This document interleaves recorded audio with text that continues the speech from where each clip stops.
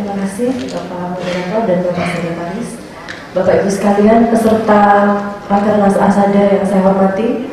Mohon maaf saya duduk saja di sini karena nanti presentasi sebenarnya akan disampaikan oleh Prof. Laksono dari Yogyakarta. Jadi saat ini beliau sudah standby, sudah online.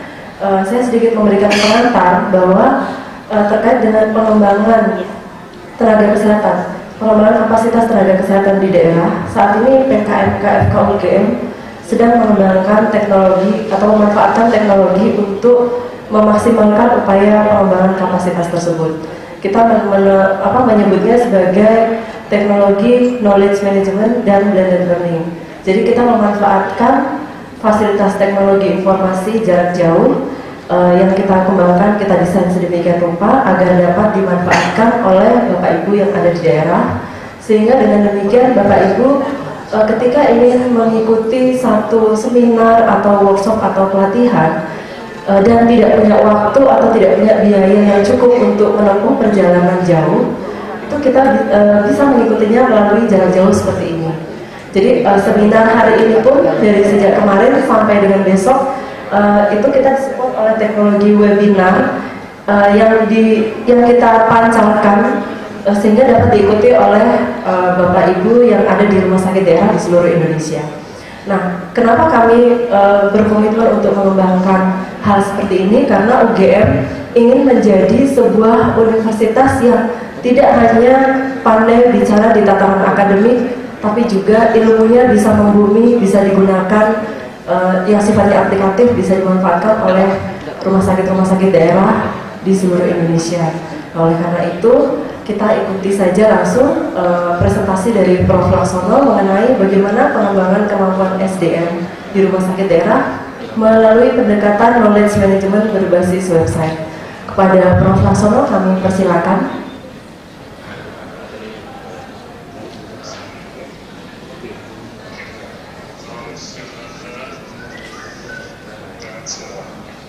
Terima kasih atas undangan untuk berbicara di depan forum yang sangat terhormat ini, dan ini kita akan mencoba untuk menggunakan teknologi baru.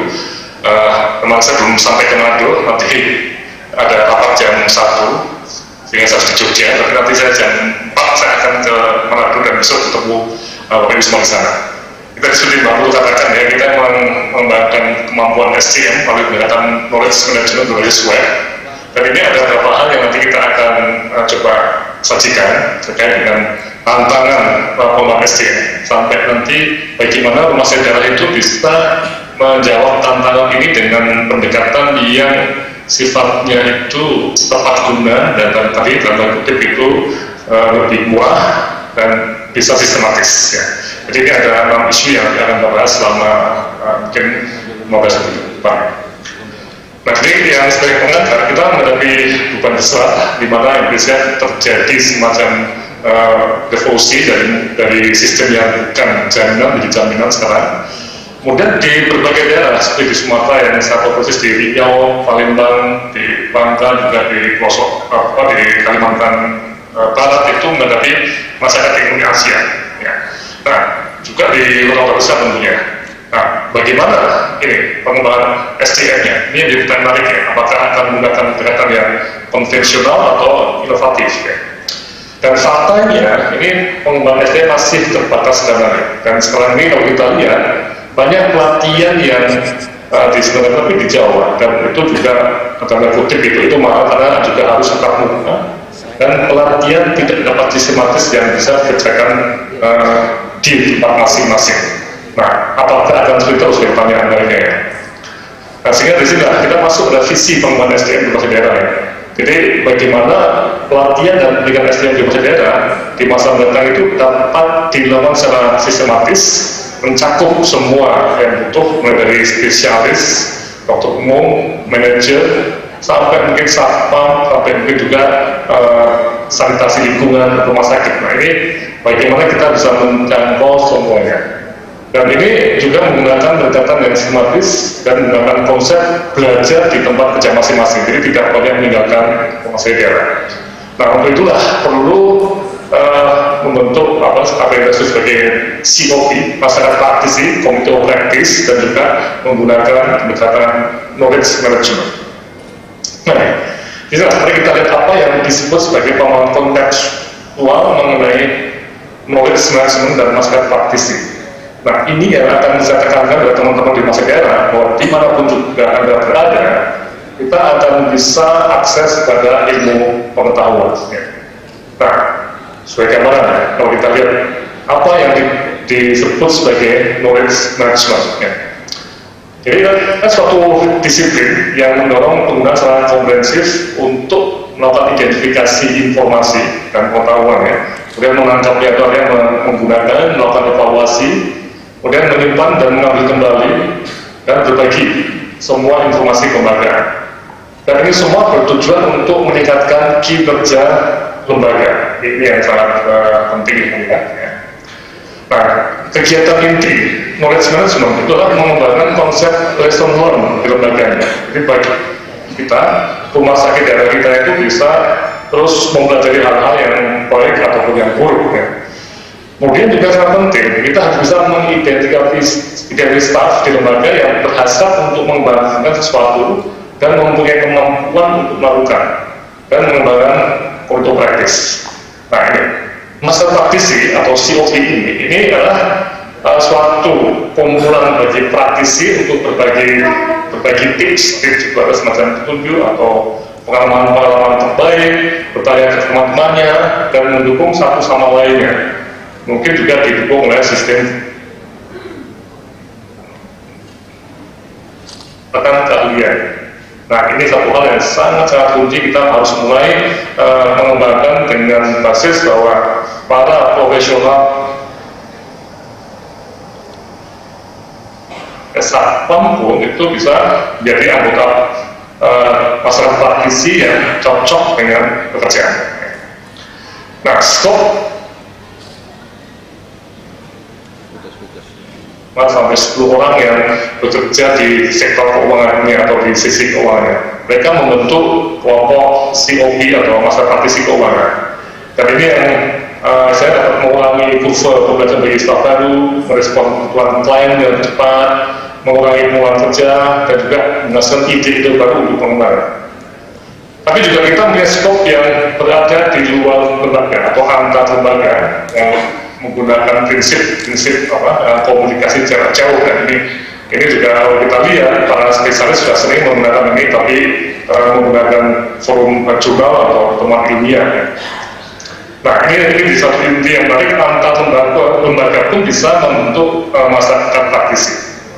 Nah, ini contohnya, kita lihat contoh masyarakat praktisi di daerah itu bisa kelompok-kelompok studi yang berniat menggunakan ilmu untuk mengajar lembaga. Jadi tidak hanya belajar, tapi mempraktekkan. Itu bisa kelompok direksi, kelompok staf keuangan, kelompok klinis dengan berbagai KSN-nya, kelompok mutu pelayanan, dan sebagainya. Banyak sekali yang bisa kita bangun di rumah sakit daerah. Nah, sini kita lihat dalam grafik ini ada dua macam pengguna ilmu.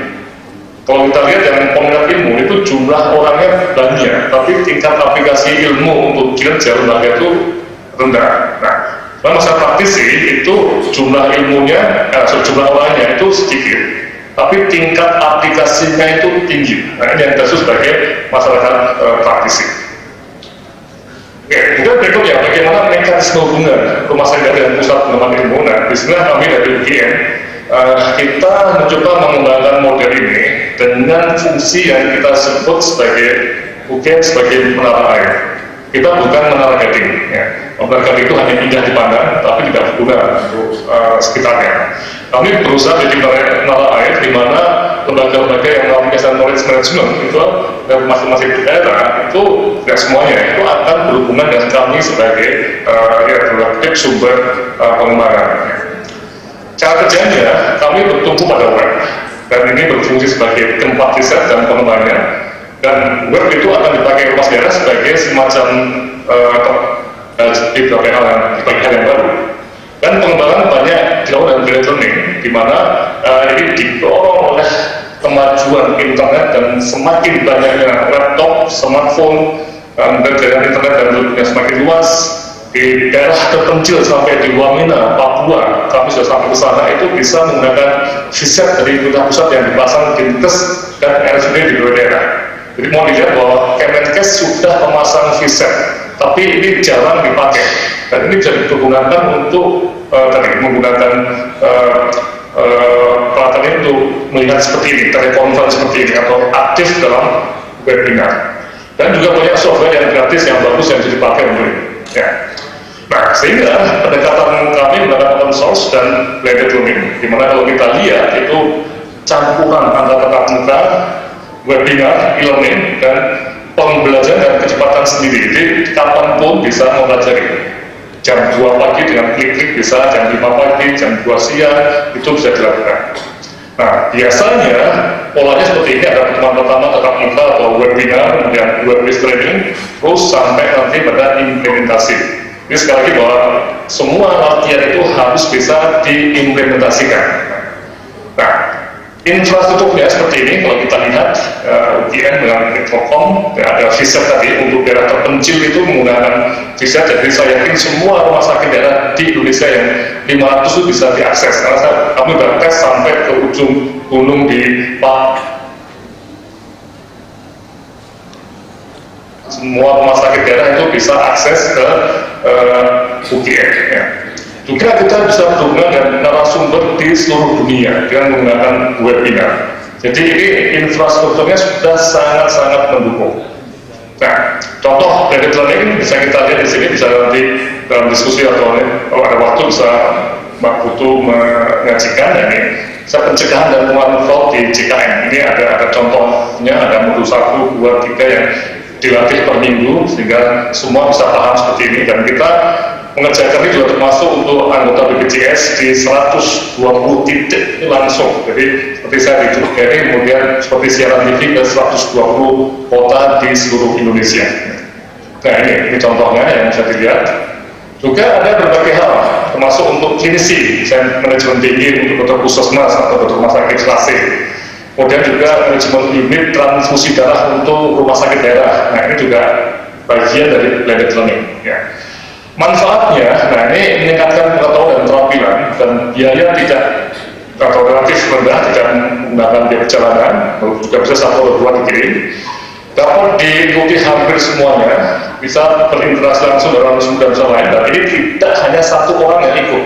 Jadi rumah sakit daerah bisa bikin 10 orang sama-sama mengikuti pelatihan mengenai coding atau fraud misalnya, itu bisa dilakukan. Dan melakukan networking dan sebagai penyegaran dari rutinitas dan sebagainya. Nah, ini manfaatnya. Jadi sekali lagi bahwa pelatihan ini tidak hanya di 1 orang, ini 1 rumah sakit daerah itu bisa dan 1 tim. Semoga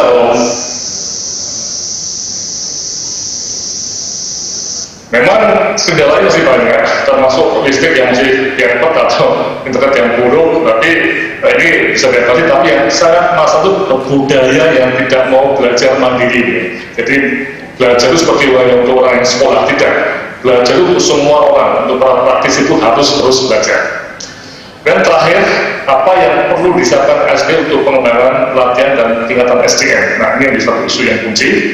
Langkah-langkahnya yang pertama adalah memahami knowledge management dan pembentukan community of practice atau masyarakat praktisi di rumah sakit daerah masing-masing. Kemudian kedua, menyiapkan infrastruktur dan anggaran dan kontak dengan lembaga yang dapat mendukung. Sekarang ini baru UGM, saya yakin nanti dalam waktu 5-10 tahun mendatang itu akan banyak lembaga yang menggunakan sistem seperti ini. Ya, jadi langkah pertama, tolong Anda bentuk semacam masyarakat praktisi dan kapan anggotanya sesuai dengan kebutuhan rumah sakit daerah. Misalnya untuk fokus keuangan rumah sakit daerah ini bisa wakil keuangan, kasir, akuntannya, tim IT keuangan, sampai mungkin plus pejabat di biro keuangan daerah. Ini jadi. Ini contohnya di webnya, nanti Mbak bisa lihat di manajemen keuangan ada seperti ini, bisa mendaftar. Jadi untuk sistem informasi manajemen masih ada COP-nya. Ya. Kemudian juga manajemen PUD untuk para di rumah sakit yang masih berkutat dengan masalah-masalah PUD juga ada COP-nya atau masalah praktisinya.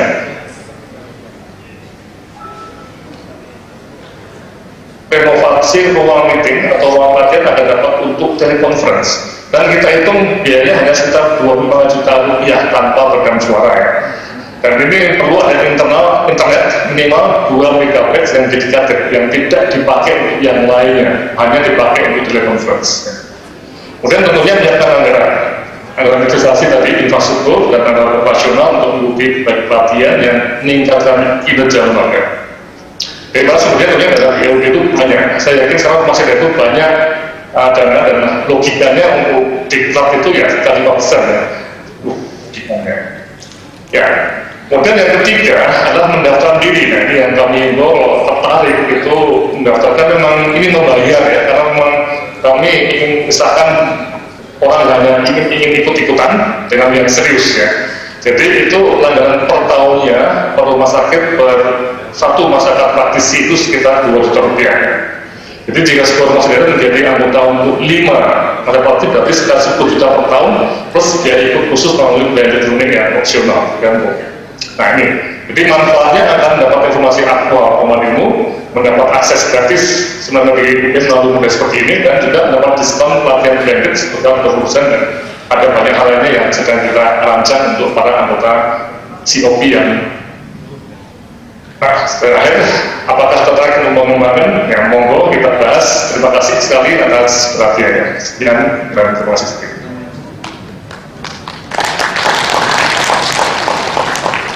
Terima kasih, silakan Pak Mudu.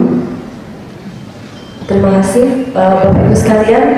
Seperti yang disampaikan oleh Prof. Laksono tadi mengenai klinik community of practice, kami sudah menyiapkan di web manajemen rumah sakit. Bapak Ibu bisa buka, mungkin Mas Lili bisa membantu saya untuk membuka di web www.manajemenrumahtsakit.net. Bapak Ibu yang pegang laptop atau smartphone juga bisa connect dengan wifi hotel ini, juga bisa membuka di alamat www.manajemenrumahtsakit.net tanpa spasi. Nah di situ di sebelah kanan ada icon community of practice, itu bisa diklik. Kemudian nanti akan muncul laman yang berisi daftar COP apa saja yang sudah ada di web ini. Jadi sementara ini kami baru menyiapkan 3 tempat, yaitu 3 kelompok ya, yaitu manajemen keuangan, kemudian sistem informasi manajemen rumah sakit, dan juga untuk BLUD. Jadi kita harapkan nanti ini bisa menjadi ajang diskusi kita, saling tukar pikiran dan sharing kalau ada masalah, kemudian di tempat lain solusinya bagaimana, barangkali kita bisa bahas bersama-sama, dan kemudian kami nanti akan merangkum dan menjadikannya sebuah semacam summary yang bisa menjadi best practices yang bisa dipelajari oleh semuanya. Nah kalau kita klik misalnya di manajemen keuangan, jika Bapak Ibu tertarik untuk mengikuti grup ini, di manajemen keuangan itu ada form yang bisa diisi. Kita mengisi dengan nama, instansi, dan berbagai data lain yang diperlukan. Ini nanti manfaatnya adalah supaya Bapak Ibu yang sudah atau berminat untuk mendaftar itu bisa tercatat di database kami, sehingga nanti bisa kami kirimkan secara reguler, itu semacam alert. Jadi kalau ada informasi terbaru itu akan kami kirimkan, sehingga Bapak Ibu akan menerima secara rutin ya dalam bentuk email maupun informasi di WhatsApp, di grup WhatsApp. Kemudian Bapak Ibu nanti tinggal link dan langsung menuju ke informasi tersebut. Kemudian kalau ada kursus-kursus atau ada pelatihan, Bapak Ibu bisa mengikuti dengan gratis ataupun dengan diskon sesuai dengan kebijakan dari penyelenggara. Juga ada kegiatan-kegiatan brainstorming yang akan kami laksanakan khusus untuk peserta, dan juga diskusi-diskusi aktif dengan berbagai narasumber. Jadi nanti narasumber kami akan mengundang tidak hanya dari UGM, tapi juga dari tempat-tempat lain. Nah di sini sudah ada, mungkin ke atas dulu Mas Dedi. Ya, jadi di sini Bapak Ibu bisa menuliskan datanya, nama, instansi, kota, kabupaten, provinsi, nomor telepon, nah kemudian alamat email dan nomor WhatsApp, dan juga harapan untuk mengikuti kelompok ini. Jadi semuanya harus diisi agar kami memiliki informasi yang lengkap mengenai Bapak Ibu sekalian. Dan di sini tadi seperti yang disampaikan Prof. Laksono, Bapak Ibu hanya diminta untuk membayar 2 juta rupiah per kelompok. Jadi misalnya mendaftar di COP manajemen keuangan, bisa diikuti oleh 10 orang dalam satu kelompok, satu rumah sakit, itu hanya membayar 2 juta untuk 1 tahun. Jadi saya rasa dibandingkan dengan manfaat yang akan didapat, ini hampir tidak ada artinya seperti itu ya. Nah ini seperti itu informasi yang bisa kami sampaikan. Mungkin saya kembalikan kepada Bapak Moderator, dan terima kasih atas perhatian Bapak Ibu sekalian.